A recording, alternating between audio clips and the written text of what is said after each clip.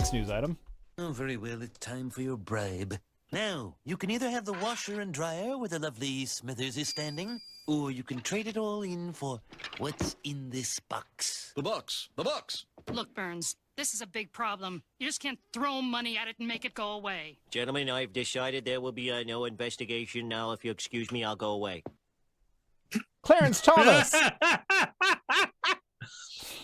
Definitely doesn't accept bribes. Not at all. He just happens to have a lot of money come in from sketchy places. So this is from Vanity Fair. It says, the Clarence Thomas scandal is somehow looking even worse. So, like, I don't need to go into the whole details about Harlan Crow. We didn't start the fire. Yes. Did I say the name of the song wrong? I'm sorry, Monorail. It is a good song, though. Yeah, I'm not going to go into detail, but the broad strokes are billionaire Harlan Crow, among others, have been paying for Clarence Thomas to go on luxury vacations. They bought him an RV. One of them owns like a house that his mother lives in rent-free. Someone paid his nephew's private school tuition.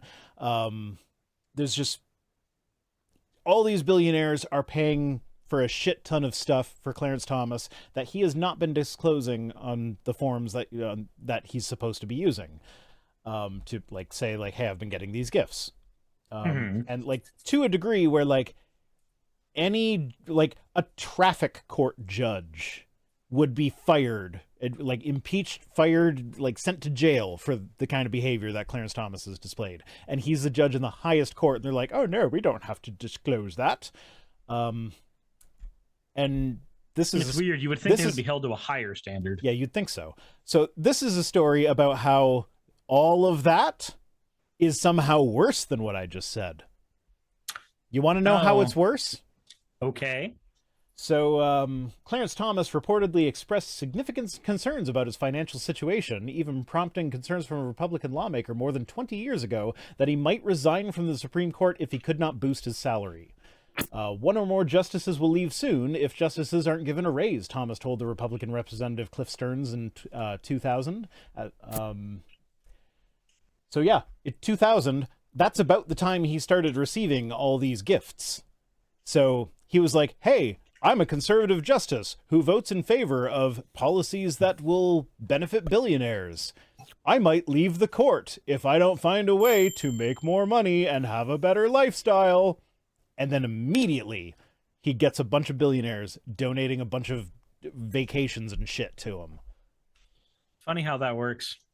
Yeah, so... Funny how that works. And Stearns tried to pass a bill to raise their salaries, but it did not pass. And ProPublica, so hats off to ProPublica. They've basically been like the front runners in this whole Clarence Thomas thing. So they found this one as well. Yeah, so like it was immediately after that right-wing billionaires started lavishing him with gifts. And his salary when he complained about not having enough money was $173,600 a year, which, okay, a lawyer in private practice probably could make more than that. If he retired from the Supreme Court and then used his clout as a former Supreme Court justice to, you know, promote himself, he could make significantly more money than that privately. But that's still a shit ton of money. Like, that is significantly more than $10,000 a month. Like, you have to ask yourself a question. If you can't live on 10 grand a month in 2000, this is before inflation went wild. I'm sitting here thinking, so like all of my bills combined make up about $2,000, sometimes $3,000 if it's like the power bill is ginormous because we've had to use the heaters or some shit, yeah. Right? So like, it's almost $15,000 a month. I cannot conceive of a world in which that much money would be required. I would have to literally try to spend all of my money at that point. And I would run out after 3 or 4 months. I would fucking run out of shit to buy. I mean, I have 5 kids, so this just feels like feeding them. Patreon.com/Rhino. Yeah, but no, like, kidding aside, that's a shit ton of money. I would be set if that was my salary. But, like, he's complaining that that's not enough, and he was apparently hundreds of thousands of dollars in debt as a Supreme Court justice. So, yeah, no, I feel like if you're a Supreme Court justice and you complain once about the salary, you should be immediately fired. If money is a concern for you, like, you are there to do your civic duty. You are not there to make bank. If you want to make bank, go ahead and fucking retire and do speaking gigs for the rest of your life. But it is also one of the highest paying gigs in the country. Yeah, but, like, the speaking gigs would be fucking easy. Pay someone else to write your speech for you and then just go read it. Like, whatever. That would be so fucking easy. But, like, I don't know. It's just wild that he can make that much money and complain about not making enough money. And it's like, you know what? Being a Supreme Court justice should not make you rich. Like, yeah, I'm okay with them getting rich after they retire using their clout as a former Supreme Court justice. Fine. I actually think it would be good if there were some incentive for them to retire rather than continue to be a Supreme Court justice. Rather than us having to wait for them to die? Yeah, that would be fantastic. If we put term limits on, that would be amazing. But like, you know, you can retire and make a lot more money. Anyway. But we know that's not going to happen. Yeah, so basically, I've kind of gone through the whole thing. Oh, sorry, that kind of reminds me. I don't know how I missed this on our last stream, but in one of our news articles, I missed the one single line that they had. That was like, it was the one about Trump being removed from the ballot in Colorado, where Vivek Ramaswamy was like, if you don't put Trump back on the ballot, I'm going to withdraw myself from the ballot in Colorado. Cool. Yeah, and I'm just like, yes, good, excellent. That sounds great. Let's go for it. Fewer of you assholes on the ballot, the better. So Adam Broughton says we could just take the level of accountability you get is inversely proportional to your position. Yeah, that's the way it seems. That's not the way it should be, but like I'd be okay if Vivek.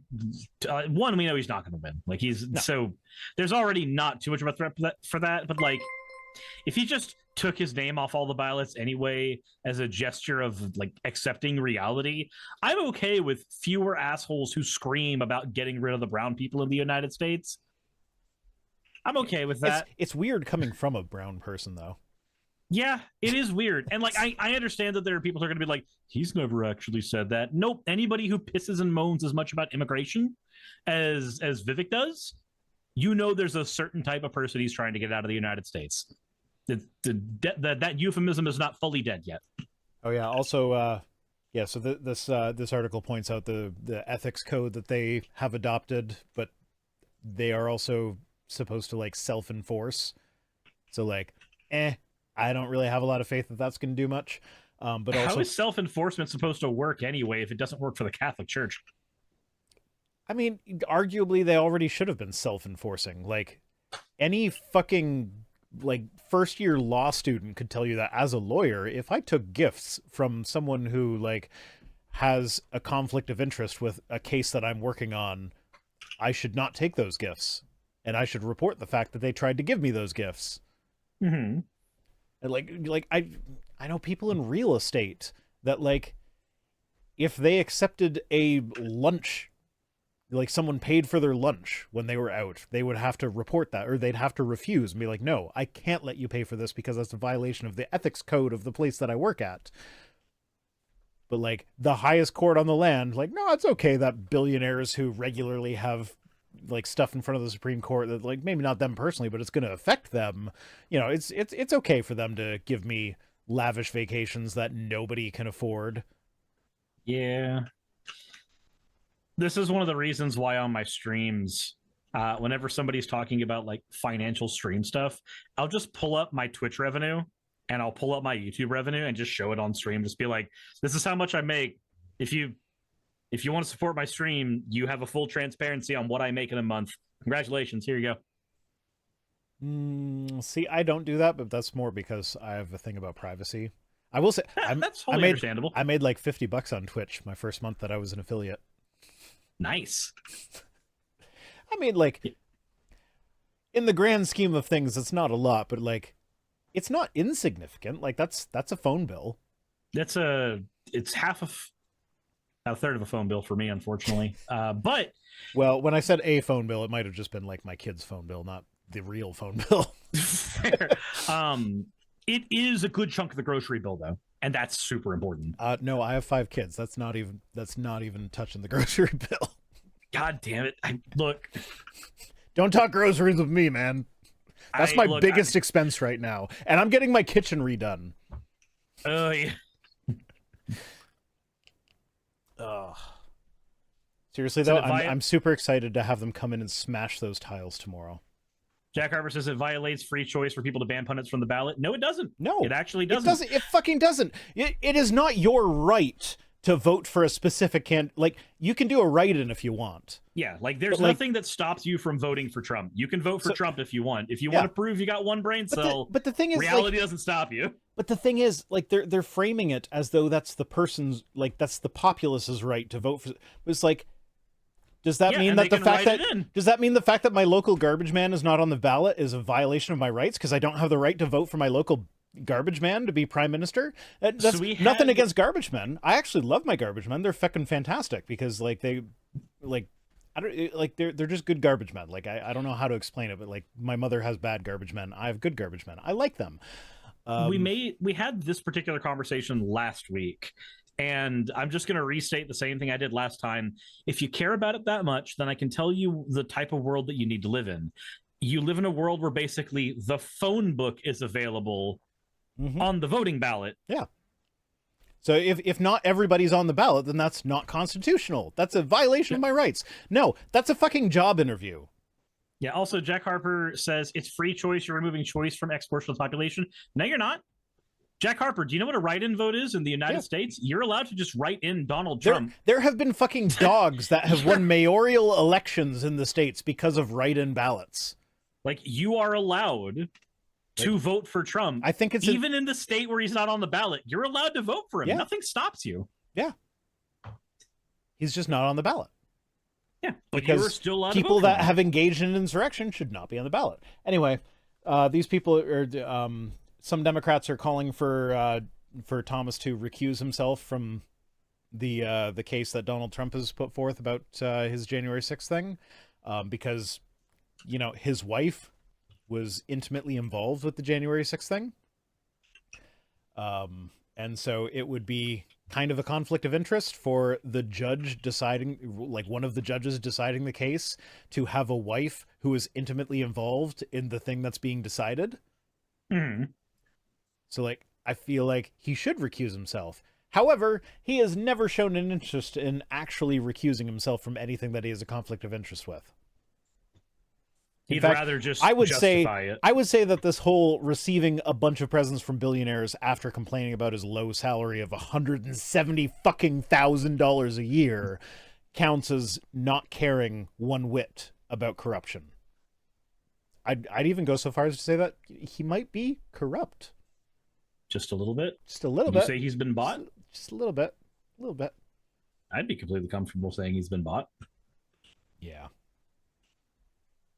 Okay, next news item. Hey, I just quickly want to give a thank you to all of my wonderful patrons who keep this show running. YouTube and Twitch are a pretty bumpy ride at the best of times, and the stability a Patreon provides me is worth more than I can say here. I'd also like to thank each and every one of my $20 and up patrons here, and they would be Red Joker, Blitzkrieg, Cameron, Dren, Jemshin, Smiling DM, Poundini, Mabbity Babbity, Naomi, Isaac, Agamotto, Jordan, Ravi, Giuni, Kiratorian, Prisma, all of you, I'm not saying that part, and Starlight. And finally, thank you to everyone else that helps keep this channel alive. While you're here, why not check out another video? And thank you for watching.